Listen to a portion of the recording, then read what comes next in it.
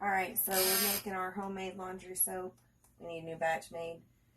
It's the easiest way and the cheapest way to keep laundry soap, especially with so many of us. We have to wash clothes nonstop.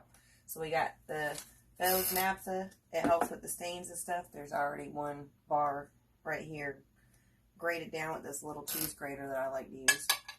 And I got a second bar here because we're making like a triple batch this time. But you use the borax, some super washing soda, laundry booster. You can get the flakes, or you can buy the bar soap and grind it up like I do the Fels naphtha bars. You need baking soda, and it's always great to add some scent beads to it so you get some more smelling good for your laundry.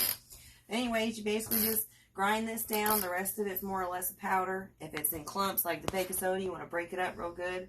Mix it up.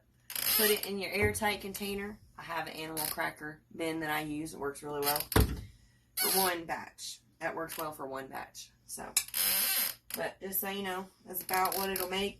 Almost full. You only need about 3-4 tablespoons. I use half a cup, that little laundry cup there, usually for our stuff because we have dogs and puppies and potty training children, so we need a little extra usually. But most people, a couple tablespoons, you're good to go.